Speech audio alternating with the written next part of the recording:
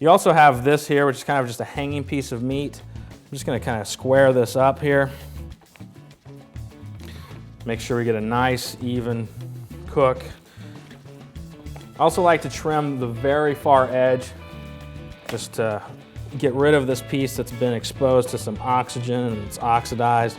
Sometimes it'll have an off color to it.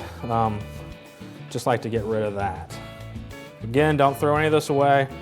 You can use it, you can make hamburger meat out of it. It's a really good thing to keep.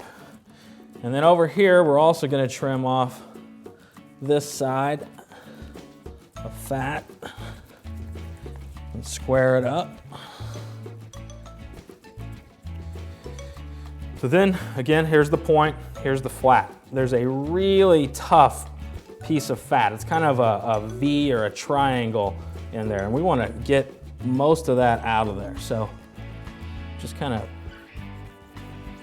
take your knife and don't be shy. You're not gonna hurt the piece of meat.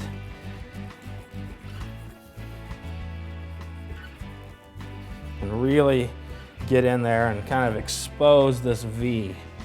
Because this is where the point connects to the flat. Now, you don't have to do all this trimming. If you don't want to, it's perfectly fine to put it on the smoker the way it comes out, but I like to do a little bit of this, like I say, to expose more meat so that more of my seasoning is going to be actually producing some flavor for me when it's cooking, and also so that the smoke, the oak, the hickory, the cherry, whatever you might be using, is really able to permeate into the meat. And then I'm just gonna come over here. I like to kind of separate the point just a little bit from the flat.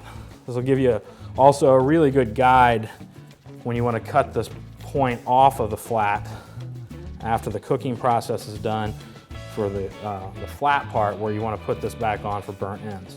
So that's pretty good for right here for backyard briskets. Again, let me just say, don't let the size of this meat intimidate you.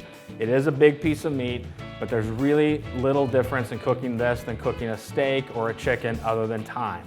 This is almost a thing where you sit it on your smoker, you make sure that your smoker has enough fuel and it's set at the right temperature, and there's not a lot you have to do with it other than making sure that you don't run out of fuel.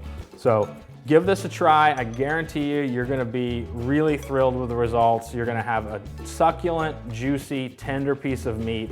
It's affordable, it feeds a lot of people, and I guarantee you it's gonna be impressive to your friends and family when they come and see a giant 10, 15 pound piece of meat sitting on the table at your next barbecue.